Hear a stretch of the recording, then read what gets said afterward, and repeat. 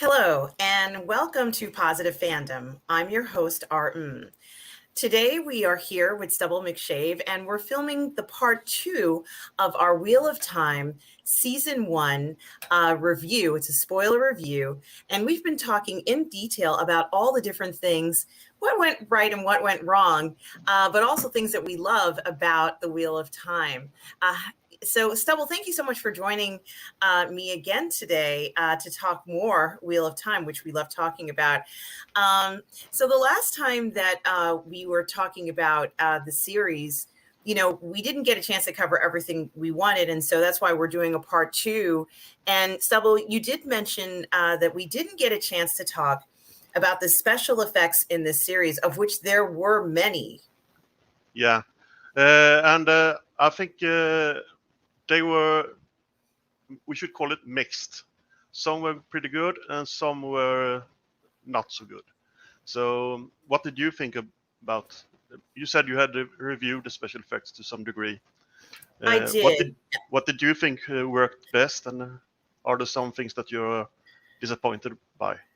Well, because of the special nature of the series, special effects was used quite a lot.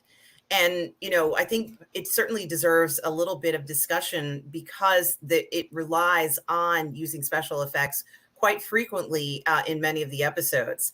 And so, I think that, our first, we kind of like get our first introduction that, this series, will have special effects and use special ways of showing us things like the one power or even the movements of the fade. Or even, some of the special effects, practical effects, let's say, not computer generated ones, of what a Trollix looks like, or what, or what a Ogier looks like. So, there's a lot to talk about. I know that when we first, one of the first episodes, we see one of the first uses of the one power. It's actually off screen, and sometimes there are some off screen parts, which I kind of like. You don't have to see every single detail, but you get the idea. And when you start off with is it Lorraine, who kind of uses power, or at least I'm guessing that she uses power to stop this false dragon from going down a canyon. And she kind of, like, I guess maybe raises her hand a little bit, and so, it was not a natural occurrence, in my opinion. I think that she caused the canyon to cave in so that he could not escape from her and her, her other red sisters, which was really cool looking. Wouldn't it be great if you could just kind of like do something like that?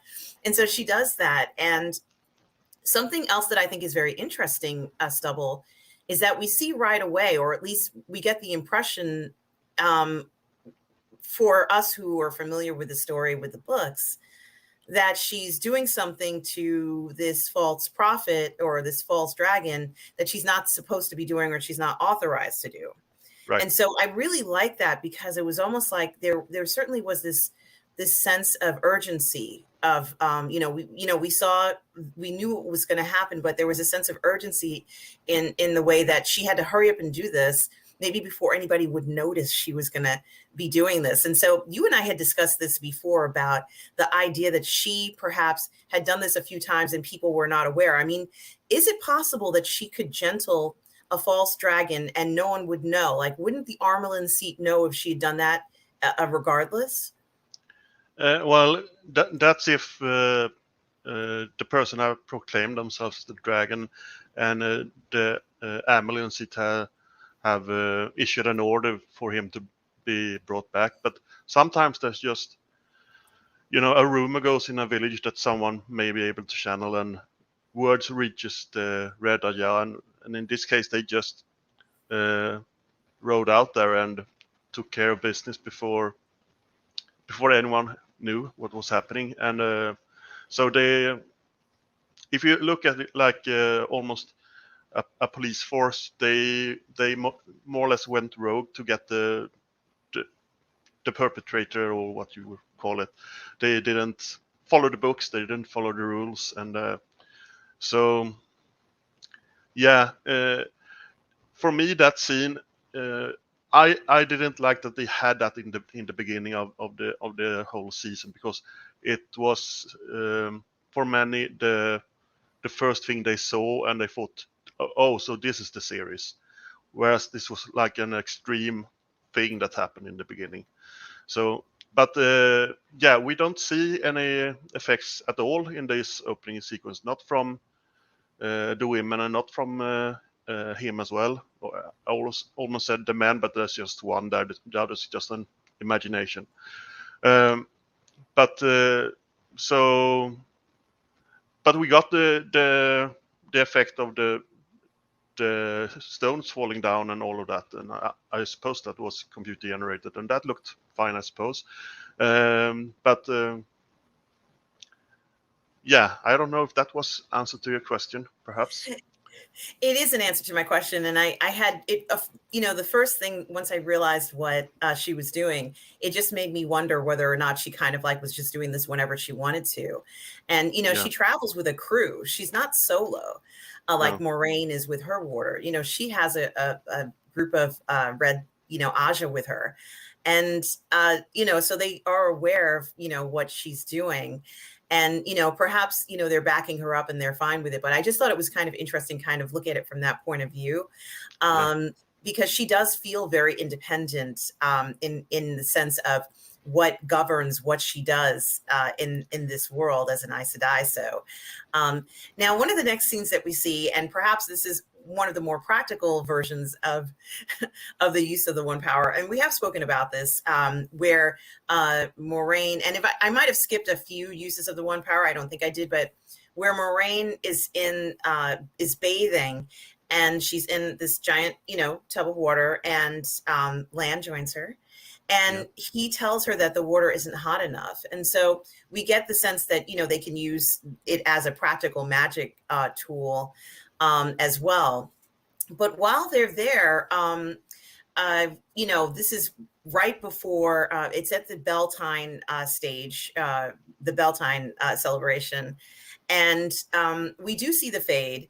And I'm assuming that was a practical effect. And he did seem scary, this rider on this dark horse. And I think that they achieved that, something bad was coming. There was something ominous. So when the Trollix attack, I think that scene, those effects were really fantastic looking. What did you think of those? During the attack, you mean? Yes, at Beltane. Yeah, and there's a combination between CG and practical, because a lot of the when she blasts something with air or whatever, there's like a dust cloud that follows with it, and that was practical on set. Whereas the tendrils of gray or white power threads, what you should call it, those are of course computer generated, and I thought it looked good. I think you got the sense that she pulls in the power from around her and uses it for the effect that she wants. And I think you understood what was happening, which is the most important thing.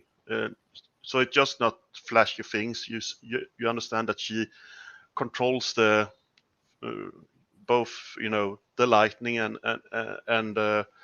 maybe you don't know exactly what it is that the first time that one of the Trollocs get affected is when the Trolloc is threatening Nynaeve and Egwene, and we just see a tendril of power more or less squishes him to death or something.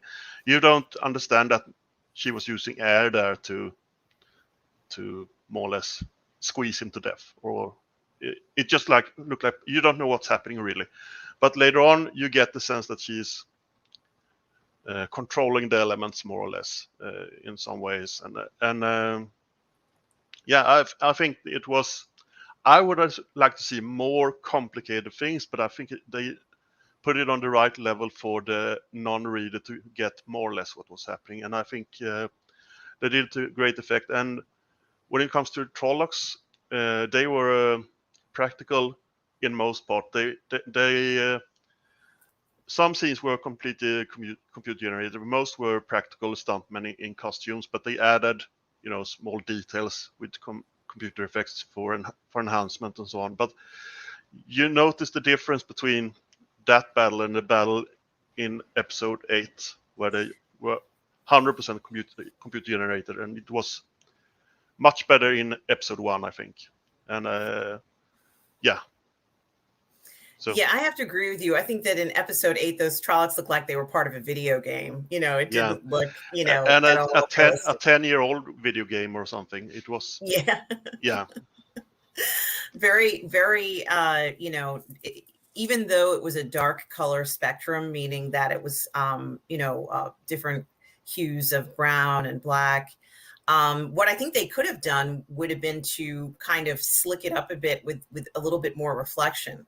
And yeah, that kind of, flashes of reflection off of the horns of the Trollocs or whatever their particular yeah, features are, could have been the menacing, or their eyes, rather than try to focus on quantity, just focus on the quality of the fear that yeah, they instill, versus, there's 100,000 Trollocs. Like it almost became, meaningless in a sense, since it just looked like a big wave of creatures, and yeah, you really couldn't differentiate that. And you're right, I agree. Moraine clearly did pull power around her, and she kind of did these swooping movements, and we kind of see a few instances of some of the Aes Sedai using that kind of sweeping actions or motions with their hands to create, like a shield, or even sometimes a swirl around them of the one power that they can then push outwards. yeah, And we see that really clearly with Moraine. yeah, And I did like that they did that. She also heals Rand's father, which was pretty cool, because I'm sure a lot of people who are watching the series may not have been aware that Aes Sedai have healing powers. And of course we've discussed that the yellows are the sort of like the primary healers, but it was pretty cool to see that she yeah, could do that. yeah, You yeah. know, You everyone has different talent, so you could say that Moraine is a battle medic, whilst the Yellows are the practice surgeons and specialists in different areas. So yeah, but I wanted to mention about the gestures when they're channeling and that. And yes, as we learn later, you don't need to use any movements, but it's how you've been trained. It's muscle memory, and how you always done it. That's why she's using a lot of gestures and so on. But it's not needed. It's not like they have to weave a certain figure in there to get a special effect. With the hands, they have to weave sometimes with the power in a special pattern, but they don't have to stretch forth the hands to make something happen. They can just we make it don't have to happen. go. No, but that's how she's been trained when she was a novice, I suppose. So it's a part of thinking about how to do it. Yeah, but you don't have to do it. You saw at the end, the bad guy at the end. He was much more Yes. practiced. He practically never used. He just moved his fingers sometimes or something like that. But so yeah, We're definitely gonna talk about that as well. yeah, As they're leaving, the two rivers, and they're in pursuit. Trollocs are behind them, and there are quite a few scenes of the Trollocs kind of going through the wood, and yeah. they're Those on are foot. a bit not 100% all the time. Yeah, Yeah, they're on foot, and one thing I can say is that they did do a great job in showing you the size of the Trollocs. They're huge, and they are yeah, supposed to be this human animal, yeah. kind of Like blend. a genetic experiment where they mixed human and animal, more or less. And at some point, as they're kind of running away from these Trollocs, Moraine has to sink this barge, and she does that. She creates a whirlpool. So this is Yeah, another use of the power, and it has an unfortunate ending with yeah, the boat captain ending up dying. But she sinks it, using her power, and they're yeah, not that impressed with the fact that she could do that. They're very angry with her that she did it. But that night, and it looks, she does that swirling thing again. Everybody has these nightmares where they're sort of vomiting up bats. yeah. What did you think of that effect? Did it? I mean, it looked like Rand was actually, that's Yeah, what was it coming looked out. like a real thing he was, but I guess he was just holding his fingers and they created a bat afterwards, I think. I would like to have that in my throat and for real. No, but I thought that looked good. And Excuse me, sorry. yeah, And sometimes I get the sense that the big Trollix armies running through the forest. Oh, we get that mission, get tasked to the less experienced animators, and those more important scenes, we get those to our best people, our top people. But so it was uneven. Some things were really good, some things were not so good. yeah, and of course that's gonna lead to the believability and enjoyment of the series, especially if what you're expecting, you saw it in the beginning where it looked fantastic, and then later on Yeah. in the series it doesn't look quite right. We also have a scene where Rand has what I believe to be a sighting of Ishmael, but I'm not sure. I think it is after he has that vomit scene. Yeah. He sees those two eyes, and it looks a lot like, you don't know this until later on, or if you look at the closed caption, but it looks a lot like the same person or entity we saw in Yeah. episode 8, where Rand is confronting someone who's using the dark power, doesn't it?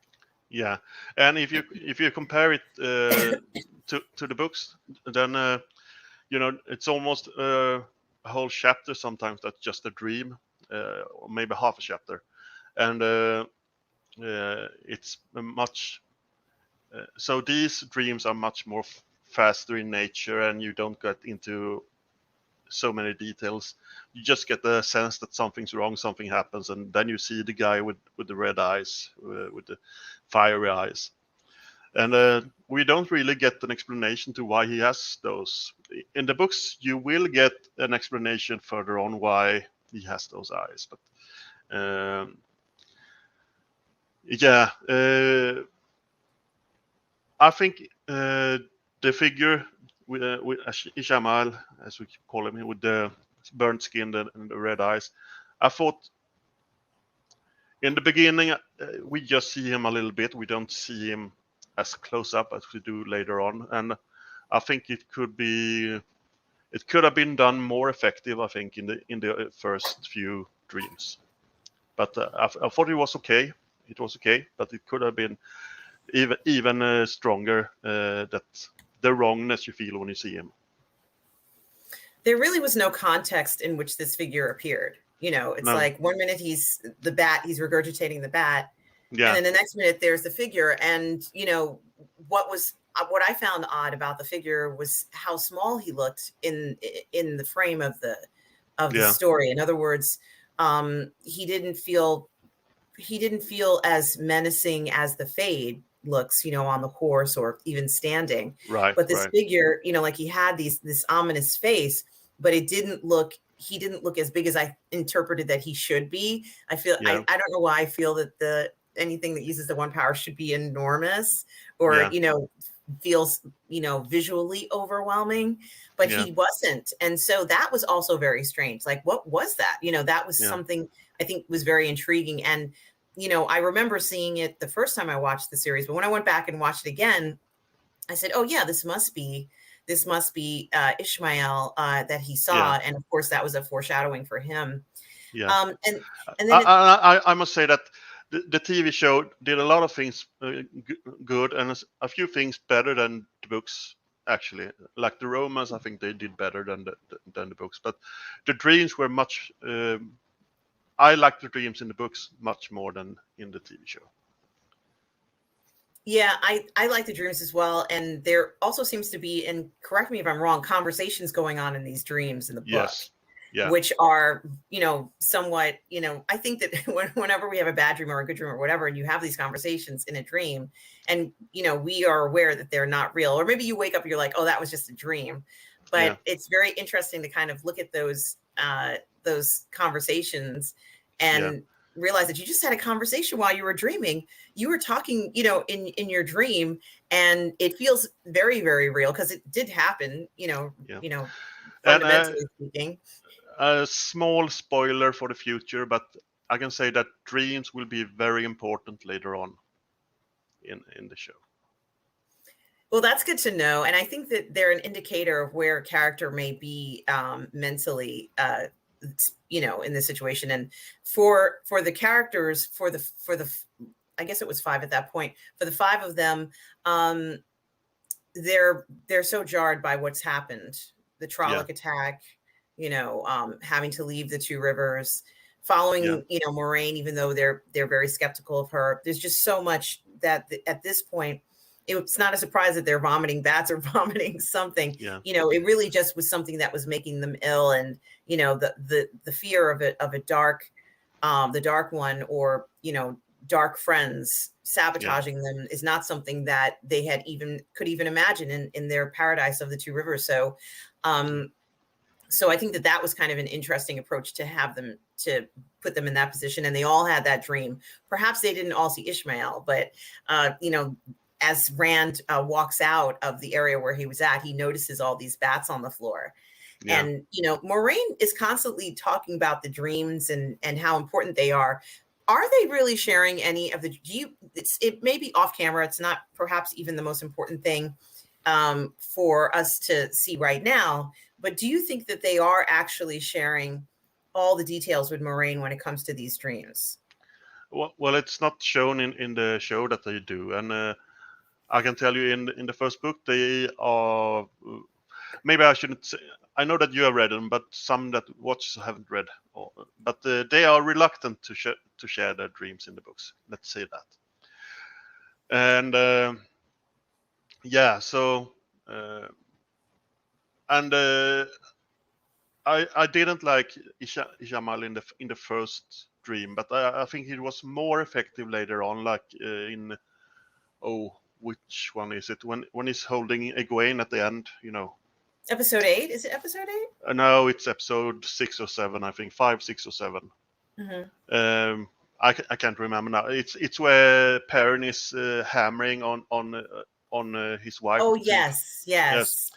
I think he was more effective there, and that felt like a dream. It was like a blue tint on the whole, a blue filter on the. But speaking of special effects, how did you like the cities? And because they didn't build the whole Tarvalon, and the White Tower, they didn't build all of that. That was computer generated, and also Shadalagov, that they didn't build the whole city wall they approached to, or they built some of the streets, but they didn't build the whole city. How did you like the cityscapes? I loved the way the Two Rivers looked. I thought that looked great. It looked like something out of a storybook. They're not really A-frame houses, but they kind of looked a little Bavarian, like a Bavarian knockoff of a house. And I thought that looked really nice. Their valley, the whole thing looked good. I felt that Tarvalon looked really nice. You did mention that you thought the tower was somewhat, too small looking, but overall, I thought Tarvalon was a beautiful looking city. I thought the City of Shadows was terrifying. And we did talk about that a little bit, but the ominousness of the fact that it just is so empty. And the only thing there is that dark entity. And we do see the dark entity a lot of times. But the way that the dark entity manifests itself in that city, where for a person who, you're not even supposed to be in there, but for a person who goes in there and ventures in there by accident, it must have been terrifying to see that. But it did seem like a very dark, ominous place. And I think that they got that one right. There was no other way to kind of present that scenario for them. So they had to go with that. And I think it worked, especially when Matt finds the dagger. It's almost like he's in this bubble where he's been enchanted by it. And, everything else that's happening around him is completely irrelevant. The discovery of the dagger is the most important thing, or his focus as he's walking around. There are 2 plot points in Shadalagov. One is to get Matt the dagger, and the other is to split up the group. Yes. Yes, and they did that in an effective way, I think. They really did. It felt a little Indiana Jones-ish when they had to kind of like jump from the wall. It's like, what do Yeah, we do? Let's jump! Ah! Like it and did feel like an adventure. it was a high wall as well. I Yeah, wouldn't it like to. was really I high. I wouldn't like mean, to hope to jump from that. I wouldn't either. I mean, I'm assuming because they're from the two rivers that they can all swim. But boy, you have to be a really good swimmer diving from something like that. You don't know how deep the Yeah, water is around the city. Very interesting city to be yeah, against a water against the ocean like that or whatever that was. yeah, But it looked really good. Like yeah. it looked very realistic. It was believable. Um, There was one short scene in that city that where Rand is looking out over the city. It felt like he stood in front of a green screen right there, but that was just one mm, short bit. The rest mhm, looked really mhm. good, I think. Um, Yeah. the other thing I was going to say is you mentioned that the way that they had filmed some of the scenes, as they were traveling, was not quite what you would hope for because of the format that they were filming it in. And did I get that incorrect? The Uh, cinematography. I'm not sure really. I'm not sure that. I know that Rob had issues with the aspects ratio Oh, of the image. He wanted more widescreen, and so it got more of a movie feel than a TV feel. Uh, but what I didn't really like was the Trollix traveling through the forest. But I think we mentioned that already.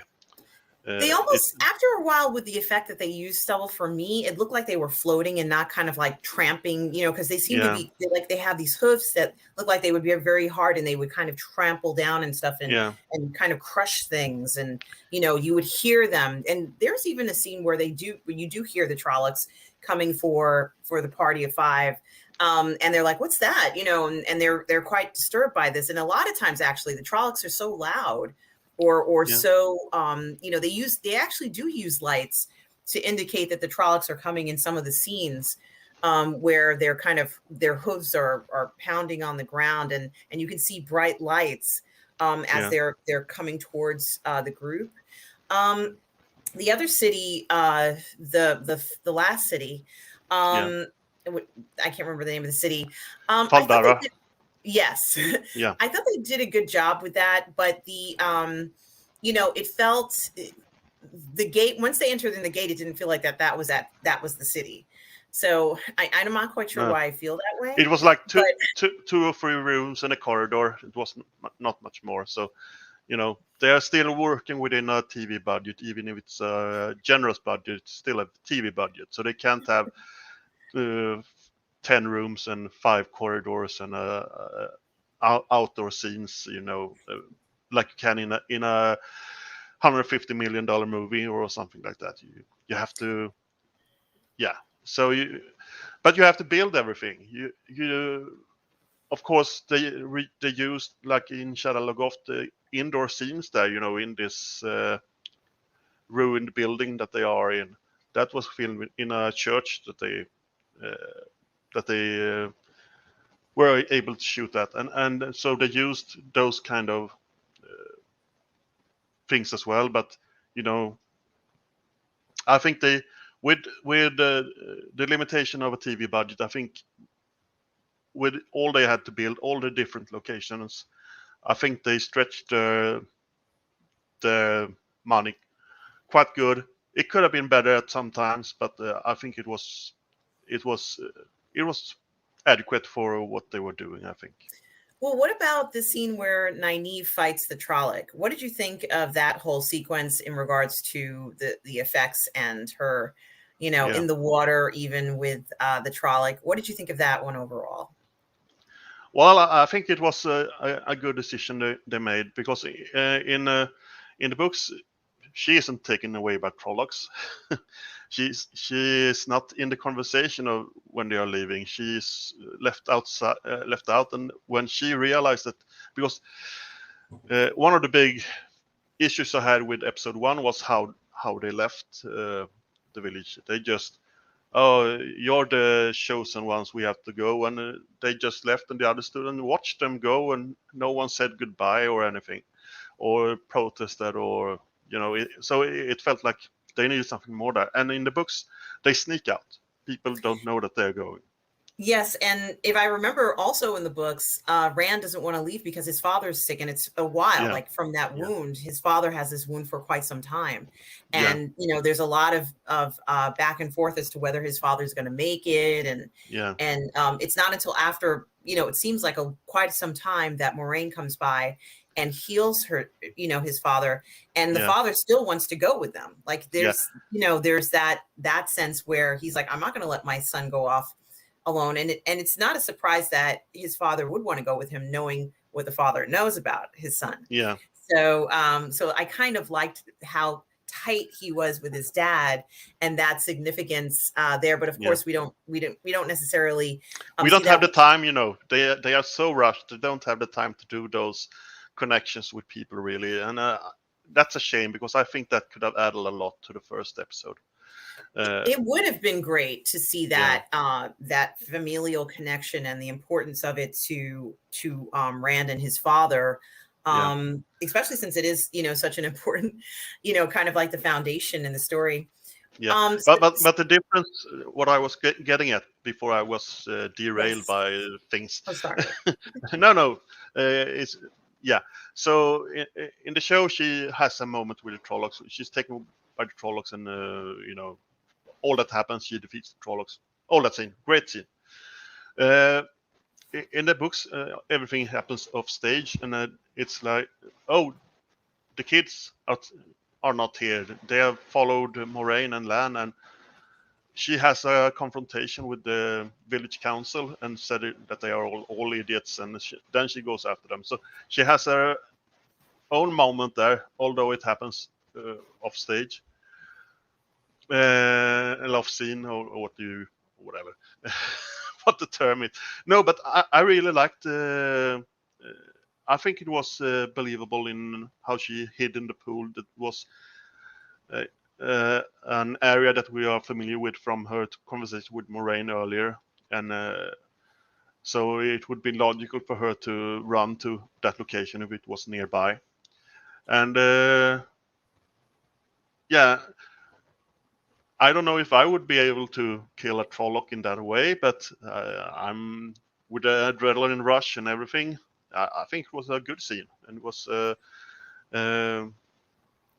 a good cold open, one of the best cold opens.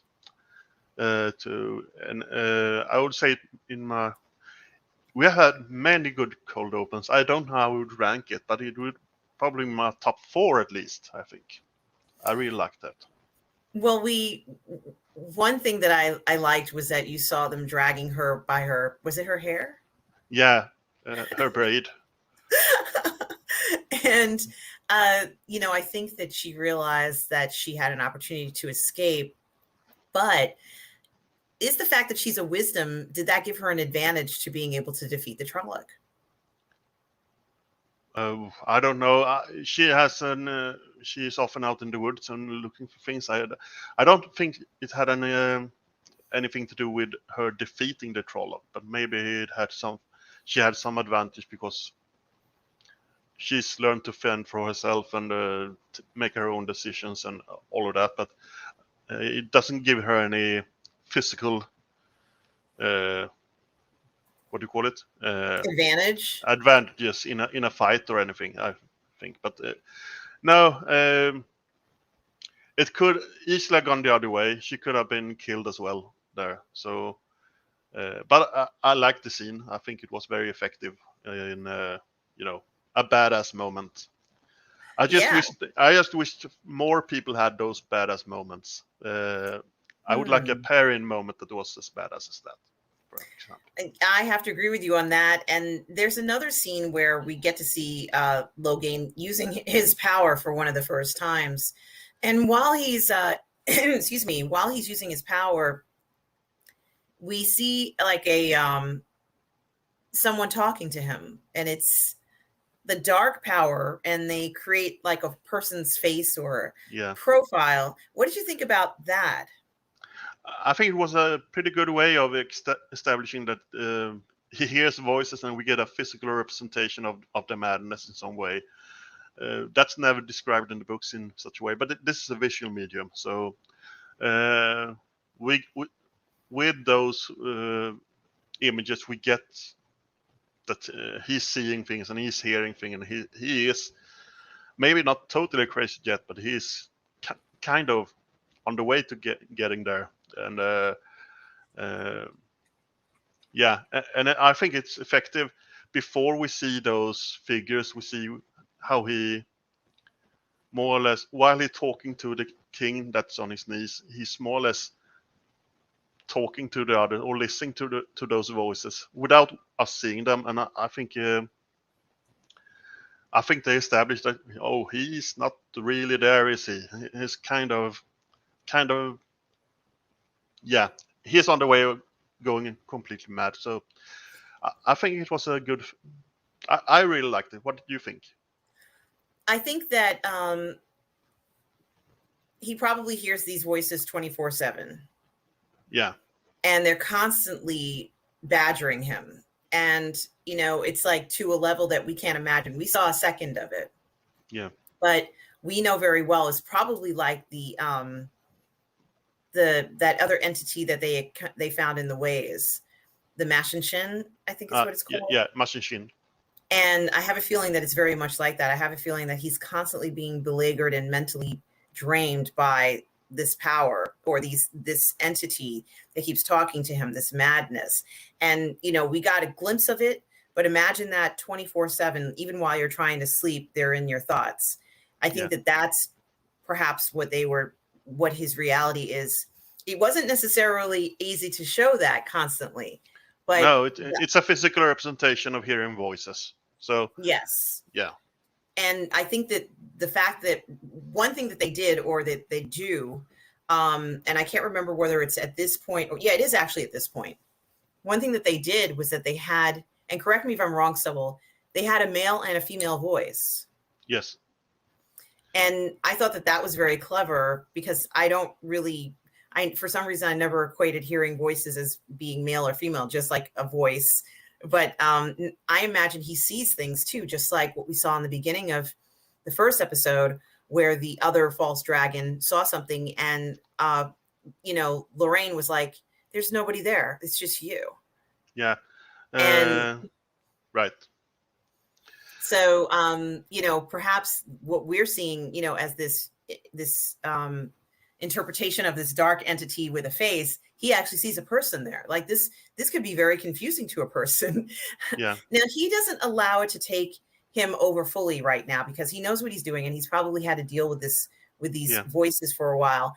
And the king, he heals the king. Is healing this is very interesting because we find out in the series that women cannot see men's weaves. So when they say weaves, are they talking about the one power? Yeah. Okay. They are. You are channeling weaves to make the magic. So to speak. You are weaving a fabric of because you use these 5, water, air, and so on. These 5, and you intertwine them in a pattern, and that has the effect. So a weave is a spell, so to speak. So what's interesting about this Stubble is that here in this particular case, and I'm going to get to this point in a second, Logain uses his power to heal the king. I guess the king has an injury. The king tries to stab him. He stops him. But they make a point of showing not just the dark lines, but also a light lines. Now, I don't know. It's done for a purpose, isn't it? We've seen the dark lines appear to be from the dark one, but he also has these light lines. And what I'm really curious about is if women cannot see men's weaves, how are the Aes Sedai able to tell when, a false dragon, a male false dragon, is going to do an attack? They can't see the weaves then, right? I mean, it's almost like they're completely blind. Yeah, it's the same in both directions. There are some. For those who have read the books, there are something that they can detect, I know. But for this conversation, they can't see each other's power. And so there's an experience behind the whole thing. The power probably comes somewhere over there. So I set a shield there, but they can't see it. So it's very difficult for them to fight each other, or when it comes to the shield that they have on Lugain, there's a pressure from him, so they feel the resistance from his trying to break free. But just the attack, they don't see the attack. But so I guess, and channeling doesn't work exactly in the show. The channeling doesn't work exactly in the book. So I'm talking about the show here now. It seemed like what's her name? The one who died, the green. Corinne, right? That's a new name for me. She's not in the primary series, but so she probably felt that something came through the shield that they had on him. Yes. And so she didn't know who he was targeting, so she put a shield on the other two women because they probably didn't sense that he broke free there with an attack. I don't know where I was going with this, but I think it was just instinctive for her. She didn't see the attack coming. She was just, in case there was an attack, let's throw up a defense here for my sisters. What we were talking about, and you are actually talking about what we're talking about. So there's no, when you say you don't know where you're going with this, we know where you're going with this. Yeah. What I was asking you is, how on earth can a female Aes Sedai defend herself against a male channeler if they can't see their weaves? So that was something that I think is very interesting, and they made a point of verbally saying this. Yeah. Usually what they do is they try to shield them, that is, block them from getting the power, and then throw and bind them with air so they can't move, and then they have defeated them. So so there's not much meeting spell against weave against weave, and dueling in that way. And I would say in the books there are not that many instances where there are a few, but mostly it's just women against women and men against men. There are a few where men against women and women against men. So I don't know how they're going to do it in the TV show, because it's not exactly the same thing as the books. It's a lot of similarities, but there are differences. So I don't know, but it's difficult, at least. Well, kind of, I'm just going to go a little bit swerve off a little bit, only because I did want to mention that you had asked me if I remember the name of the doll that the little girl gives to Matt, and the name of the doll is Birgit. Is it Birgit? Brigitte. Brigitte. Okay. Yeah. And what I was going to say is that when they find Matt kind of in the farmer's house and everybody's kind of like dead, and Matt is standing there, that fighting scene was really intense. And there's one part where the Gleeman pushes the Fade back, and he kind of slides back. And I'm like, that was kind of cool looking. Why is he sliding back and not falling back like the rest of us? And also the blows are more intense, in my opinion. Kind of like, just to be honest, like a very strong person's blow versus someone who's not as strong.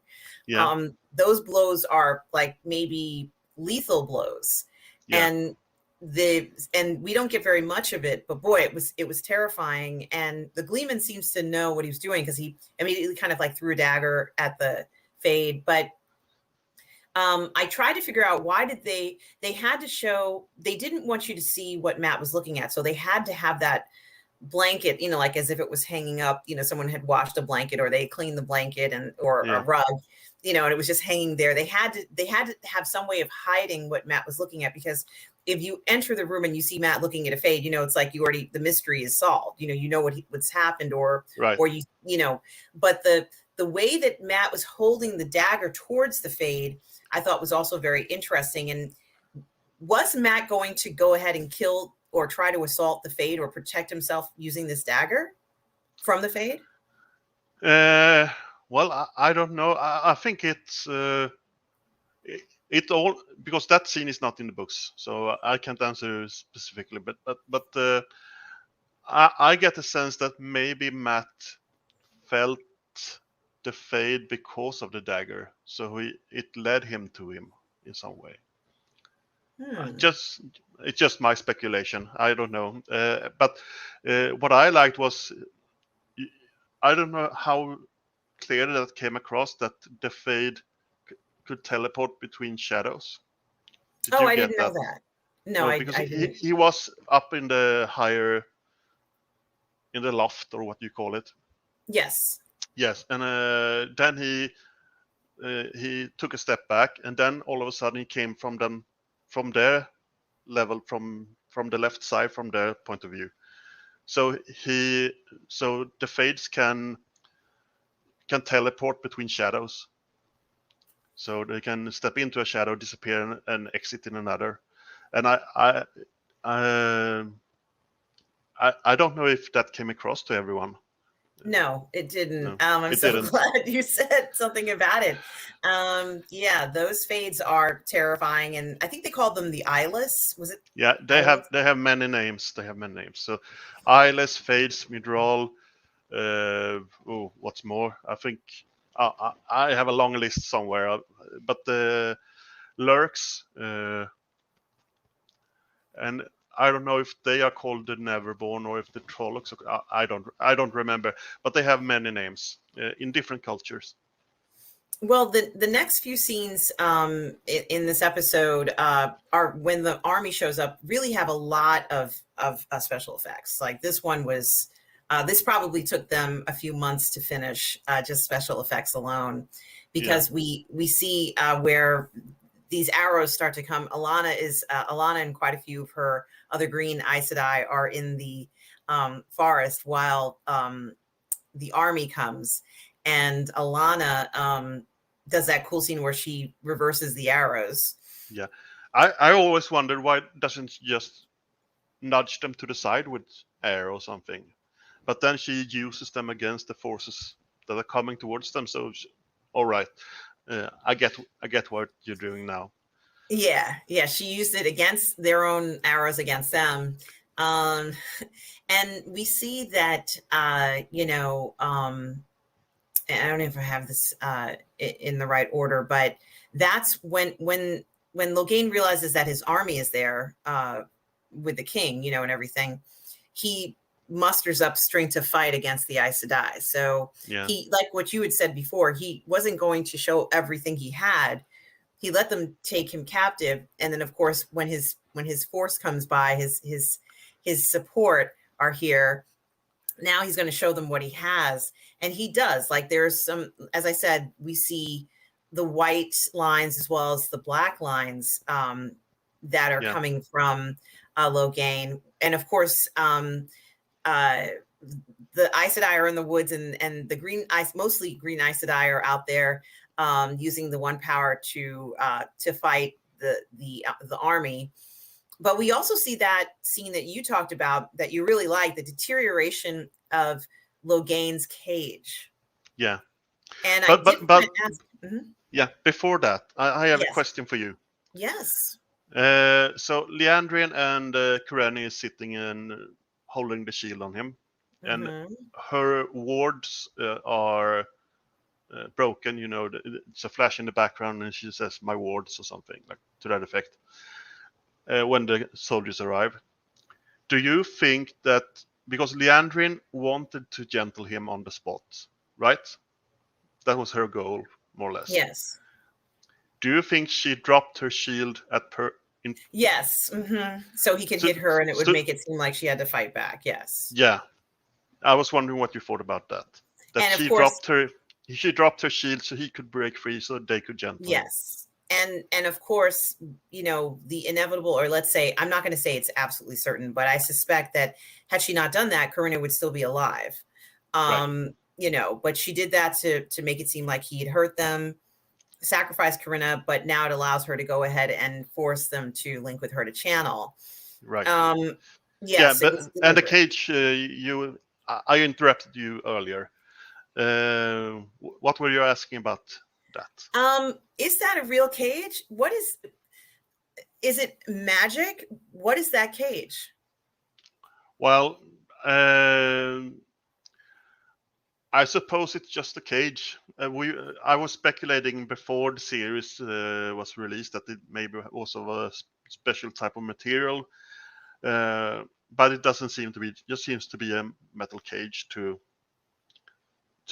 keep him from running away, I suppose. And when they're traveling through cities and they can show, here we have caged the horrible person here. So it's probably just so he can't run away, and so it's a symbol as well, I think. Well, what's interesting is, and you had already mentioned that Corinne blocks Logain's hit to defend Moraine and Lorraine. Let's say I'm saying her name incorrectly, but Leandrine. Yes. I'm sorry. Go ahead. No, you meant Leandrine, I guess. Leandrine. What happens is, obviously, I don't think it was. I can't say for sure that it was Logain's desire to kill Corinne in this way. She ends up getting impaled by the force of the repulsion. She gets pushed onto sort of like this kind of thing that's sticking out of the wall. And, it's kind of like unfortunate that she got killed this way. But, essentially, when her warder gets there, he comes in there and he takes his axe to kind of like kill Logain, but it's futile, isn't it? He knows he can't do that just by using an axe. Yeah. What's going through his mind? Well, they get this when the Aes Sedai dies. They get this. They must avenge them at all costs. So they are not thinking clearly anymore. And when he isn't able to take out his revenge, he gets into the depression that leads to his suicide later on. So it's a no-win situation for him. But the attack with the axes on Logain, it works very different in the show than in the books. It's not. It wouldn't work at all like that in the books. So they have changed that for cinematic effect, I guess, for working better at visual medium. And so I can't really comment on that more than it was an effective way to take down all the enemies. And Nynaeve's sudden burst of energy and use of the one power, tapping into the one power, is an effective way to heal everybody, giving them the power to come back and gentle Logain. So, it's very interesting.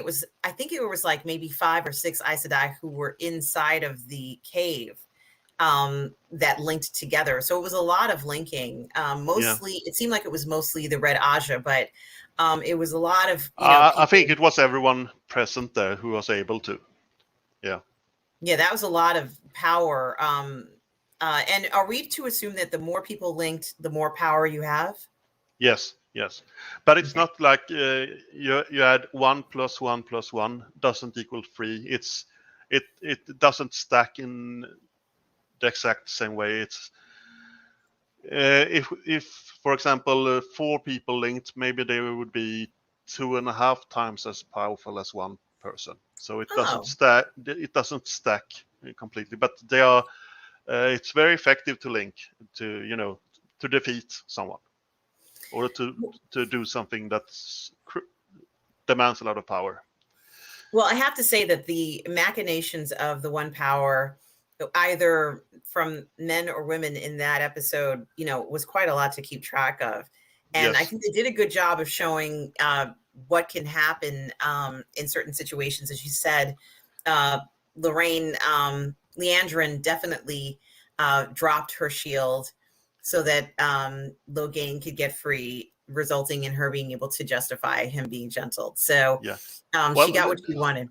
I suspect she dropped her shield. I'm not sure. Maybe he managed to defeat him anyway. But it felt like, oh, there's not a strong shield on me anymore. Now I can break free. It was like a realization for him. It looked like so, but we don't know. Maybe we'll learn in a later season what happened. Yes, and we see a few other instances of the one power where Egwene uses the one power to deteriorate Perrin's bond so they can escape from the White Cloths. And we even see Sue-Ann as a young woman, young girl, maybe 10 years old or 15 or something in that age category, where she fixes the ropes so that her father can fish, a little bit better as he's tying these knots. But you and I had already mentioned, and I had already mentioned to you how much I loved that scene where Moiraine uses her power to remove the dark power, excuse me, from Mat, and then places it into the dagger. So she does two things. Yeah. She removes it from Mat, who, when she removes it, he looks exhausted. I mean, he just looks so tired and, just completely wiped out just from the experience of having this entity in him. And then after she removes that, she then has to place it into the dagger. Now, I thought that was very interesting because she's doing two things at the same time. And she handled it like a pro, but it was such a I think it was maybe my favorite use of the power in the entire series. Now, I don't know why this is, Stubble. No. But it just looked so good. Yeah, and you know exactly what's happening, more or less. So she was handling two flows at the same time, as they call it. She was doing two different weaves at the same time.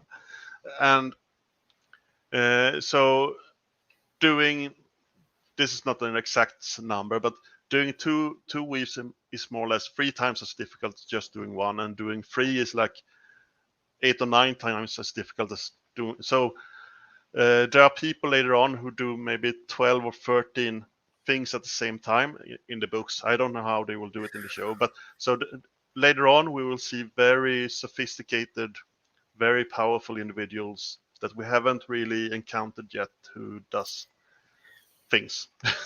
To be honest with you, Stubble, I'm kind of glad we are talking about these special effects and the use of the one power and practical or CGI, because there is so much in the series. Off screen, the yellow Aes Sedai, they heal Perrin. And off screen, we also see or hear that Moiraine has released the bond with Lan. And I think that's very, obviously we didn't witness her doing it, but they verbally tell you that this has happened. And it does have an impact on the story in the sense, because as she wants to go into that frame to spend time with Sue-Ann, which also was another beautifully done special effect. Of course, she just walks into the light, but you got the point of where she was going. She was going into this room, literally going into her room, literally opening a door and going into her room. So it had that effect where you felt she was going into a different place. And I really liked that. What did you think? Yes, and I think it was. I don't know if the showrunner has commented on this about exactly the nature of the thing. If it was a physical location or if it was a dream location, a dream shard as it's called. I think it's a dream shard because it's it's the hut there at Tyr, where she comes from.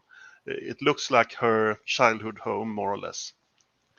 And so I think it was, and I think the effects were, you got that there was some form of teleportation, even if it's not maybe what we think of as teleportation. She moved to another place at least. So I think it was done in a way that people understood what was more or less happening, at least. That she didn't go through a wall; she moved to another location. Right. And you're completely correct in saying that this was her childhood. This was Sue-Ann's childhood home that we saw. I thought it was a bungalow or villa in St. Lucia's Sandals Resort, but that's okay. I thought it looked beautiful. I thought it was a very welcoming, place where she went to. And I think that even if people are unaware or didn't pick up that it was her childhood home, it certainly was an inviting place, and you kind of wanted to be there. It looked very, very, somewhat tropical, somewhat pleasant home or location to have a rendezvous. We also see Moraine using the one power to open portals to the ways. Yeah. And the only way. So are we to? I don't know this for sure. The Ogier seems to have been able to go through the ways, and they travel through to and fro in them. But do they use magic to open up the portals? No, this is a difference from the books. In the books, there's a physical door. It's not just two pillars with the emptiness between them. It's a physical door, and you have to, and it's filled with like a relief of leaves, more or less, and you have to know which leaf to pick to put in another place, and then the door like shimmers and opens. So that's why anyone can travel through them in the books if you know how to open them. I think that in the TV show they will have a terangrial, like an object that will make other people be able to open the doors as well. So we'll see what happens. They have done certain differences from the books, and I think they did this because channeling has been established as a thing. We don't have to explain a new thing. So let's do this thing that we've all established with the audience. And then we'll solve the other things later on or something like that. I don't know, maybe. But speaking of channeling, I think we will learn a little bit more about channeling in season 2, because this is a little spoiler for those listening, but I think that 2 young women will be students in the tower and learn about things in the next season. I'm really looking forward to that. I hope that it will be, obviously for me, I'm hoping it will be Egwene and of course Nynaeve who are doing this. Yeah, well, I was implying that when I said 2 young women. So yeah. Is Moraine finished? No, I think they gave her something to do for season 2. In the books, she's more or less absent in the second book. She is off doing other stuff. She's searching for information and things off screen, and they wanted to give her something to, because she's the first person on the call sheet, and so she can't be absent for a whole season. They had to give her something to give her some juicy scenes for season 2. Yeah, there's such things to consider when you're doing a TV show. You have to keep your actors busy. So, yeah. One other thing I wanted to ask you, Stubble, was, and this is maybe the last effect that I wanted to talk about. And of course, we did kind of talk about the linking. And, we saw a controlled linking when Logain experienced people doing it. Yes. And then, of course, we saw inexperienced people doing it. And what's really funny is that at some point during when the Aes Sedai were holding Logain captive in this cave, we saw Lorraine, Leandrin. Her cheek started to glow.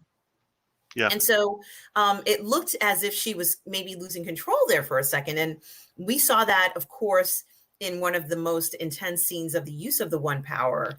There's actually one other thing I want to talk about after this, but one of the most intense scenes of use of the one power, when the 5 ladies were connected, and the lady admitted that she could not control the power.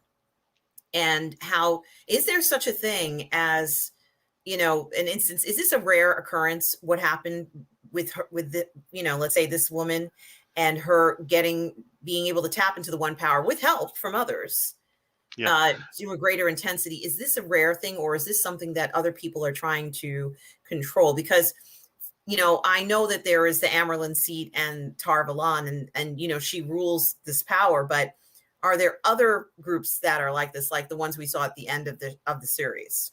You mean other groups of people that can channel that are not part of the Aes Sedai? Yes, and that are as powerful, perhaps. Yes.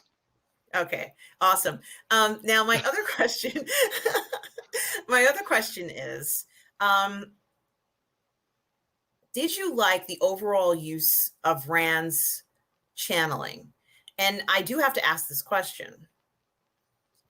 In what Most way? of Rand, Yeah. I'm sorry. Go ahead. Most of Rand's channeling appeared to have, like not the dark colored lines. Well, Did he have it? it arrived a little bit later. Maybe that's a sign of uh, he he has not been affected so much of the corruption or the taint so far. So maybe this is just speculation from my part. Maybe the more you use the one power, used side in, especially the men using, the more you use it, the more you're being corrupted by it. Maybe the dark will arrive sooner and be more prominent, perhaps. So maybe that's a way to show it for the TV show, that those who have been very corrupted by the taint, by the dark ones. Yeah, I know what. Yeah, but so maybe that's a way to show that how far gone they are in towards going mad. Perhaps that's just speculation from my part. No, that's fantastic. I mean, I know personally I'm hoping for to see an explanation of this, but Yeah, it might get very complicated. yeah, I know I definitely want to see more magic. I have a feeling we are going to see more use of the one power. We saw a lot of the use of the one power, just going through so many of the examples of these special effects and a lot of yeah, these uses. I definitely want to see more romance, and I'm so glad that they're showing a mature romance yeah. between relationships, and obviously growth of characters. More nudity would be great, but it doesn't have to it doesn't have to be in there, but I'll take it if they're willing to give it. And the other thing that I was going to say is obviously there was the build up to the idea that Moraine and Rand were going to the Eye of the World, and this was going to be the final battle. And then, of course, we find out that it's not the final battle at the end. Yeah, And I so, think they released some bad stuff when they cracked that seal there. So I think that was the point all along. yeah, Right. this is very interesting. I think that if that's the case, and that was needed to be done by the Dark Friends, we've seen.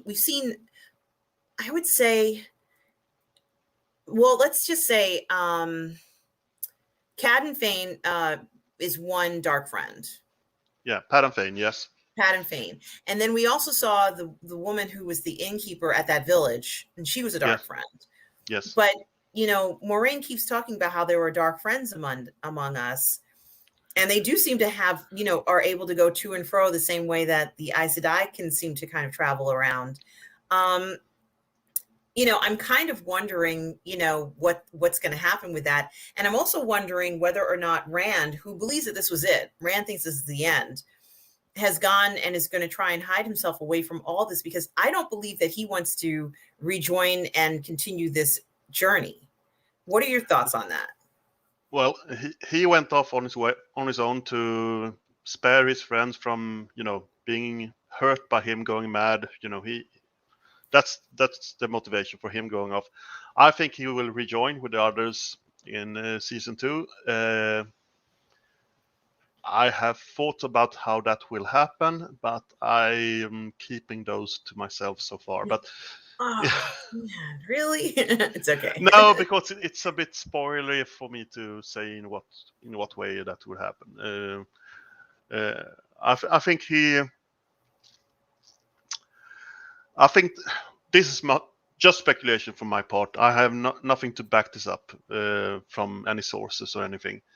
But I think they will try to combine book 2 and 3 in the next season. And there's an end point to book 2 and there's an end point to book 3. And they are at very different geographical places. So either I think the end of book 2 will be the mid-season episode, or they will divide and be two different groups to go to 2 different places.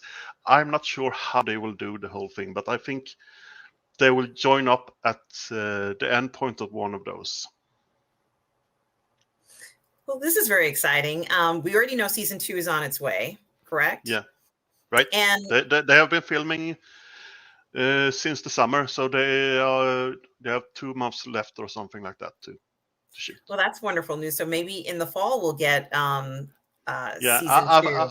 I think season 2 will arrive after Lord of the Rings season 1, because Lord of the Rings season 1 comes in September, I think, mid-September or late September. So I think next November maybe we'll see the next season. And is there a movie for The Wheel of Time in the works? There have been suggestions from some people to. It was in the entertainment news that they were trying to do 3 movies that are set in the Age of Legends. At the time when we saw the cold open to episode 8 in that time, and what happens there. I'm not sure what's going to happen with that. We'll see. But it would be, if they do it well, because now there are just producers that were hiring writers to take a look at it. And if they produce a good treatment, maybe they will sell it to Amazon, and Amazon will make the movies later on. Who knows? But I think it would be great to have the War of Power, as it's called, that lasts for decades, being depicted at, with the science fiction nature, the futuristic world. Yes, I would love to see that. With very powerful channelers and all of that in 3 movies. That would be great. With the culmination of Luz Saren going to, seal away the Dark One at the end and being corrupted by the taints. That would be a great 3 movie. It's a war that takes place over decades, so and a lot of interesting characters and a lot of interesting stuff that happens. So it could be great. And what books are they? No books. They are, things that they have talked about in the main series. So they are having internal thoughts of, when this happened, because later on there will be characters that lived in the Age of Legends that we will see in the main show. And we saw a glimpse of it in one of the episodes. It was a cold start in one of the episodes where we saw the dragon talking to I guess it's not called the Amerlin seat, but it's a similar sounding name. Yeah. It's the Amerlin or something like that. Tamerlin. So it's a T in the beginning. Yes. And so, we got a glimpse of that as the baby was kind of near the window, and we saw this incredible world that, just looked unbelievable. Something out of, like just your science fiction fantasy dreams. Yeah. And his tender moments with the baby there, before he left, and then he goes off to have his, seal away the Dark One, and then he gets corrupted and gets mad, and he goes back to and he kills all his family and friends, and starts the breaking of the world. So it's horrible. We didn't see that part. I mean, we didn't have to see it, but there are many cold opens left for the next couple of seasons if they're making all the whole thing. That is very true.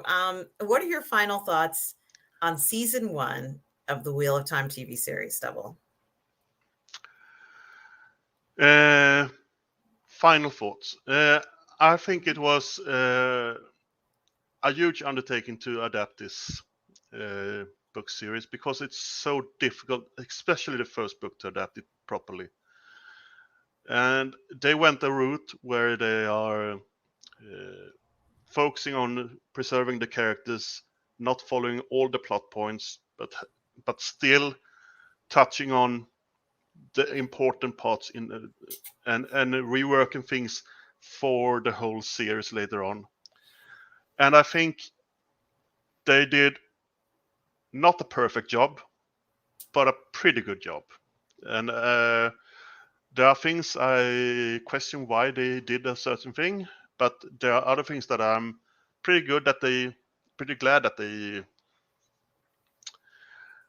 changed things from the books that worked for the TV show. Let's put it like that. But there are certainly things that I wanted to see that I didn't see. But maybe we'll see some of that in later seasons, perhaps. But if we say, do you prefer the TV show to the books? Right now, I prefer the books. But we have only seen the first season yet. So we'll see what's in store.